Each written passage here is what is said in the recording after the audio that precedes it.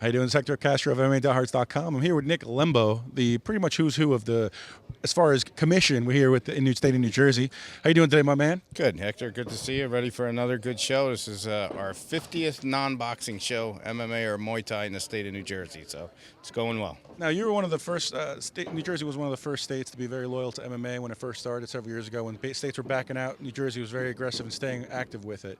And now that, MMA has grown and become obviously a little more bigger of a sport, New Jersey is still very aggressive. And a lot of people are arguing now, especially about judging and stuff. I mean, how have you kind of helped in the state of New Jersey kind of just control the judging and refereeing of the sport as the sport has progressed?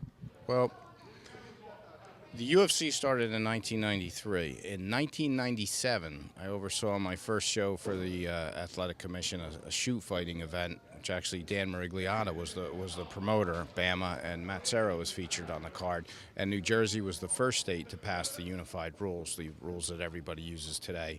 And Lou Neglia was the first promoter under the draft unified rules to have a show here at the Tropicana in February 2000. We allowed a MMA fight on a kickboxing card. So we're lucky to have a lot of experience in the sport, and I have great officials that I'm very proud of, like Jeff Blatnick, like Dan and Kevin. And then I think the next step in developing officials is not only the training courses, but starting them off in your amateur program, which we fully regulate in New Jersey and have a very active program. And that's where we've developed such officials like one of tonight's referees, Keith Peterson, who's already refed in the UFC, and Judge Michelle Augustin, who's judging tonight. But I think a key thing is there's only so much training you can do.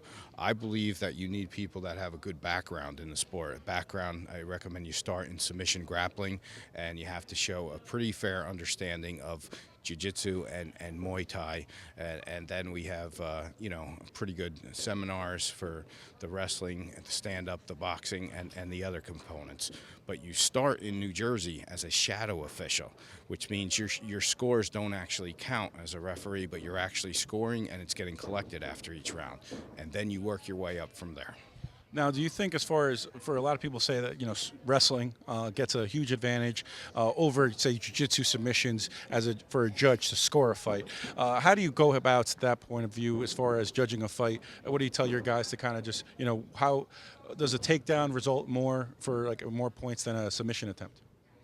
That's a very general question. What I like to do is show films. I like to show specific fights and talk about what's going on in a specific fight. For example, like Matt Hughes and Renato Verissimo from UFC 48. I like to use that fight to show Renato's using an active, threatening guard, and that you should be able to score points from the bottom. No one element should be weighted over the other. Effective striking, effective grappling, effective aggression, and octagon control is what the judges should be looking for, with an emphasis on any technique that's causing domination and damage. Do you think that there is call for other commissions to kind of do more work as far as maybe, because I know there's a lot of commissions out there that are not as detailed or as proactive as you guys are here in New Jersey? Loaded question. Yeah. We have, I'm active with the Association of Boxing Commissions, and there's other commissioners that are very experienced in MMA. Jeff Mullen in Tennessee, who was a UFC official for some of the first UFCs back in New Jersey in 2000. Keith Kaiser in Nevada, Bernie Perfato from Ohio, and Andy Foster from Georgia. And we have committees.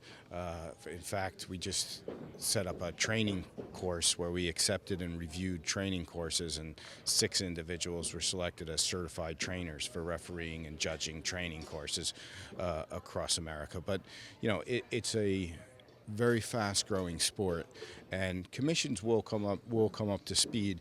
It just takes some time that they learn that this is a different sport.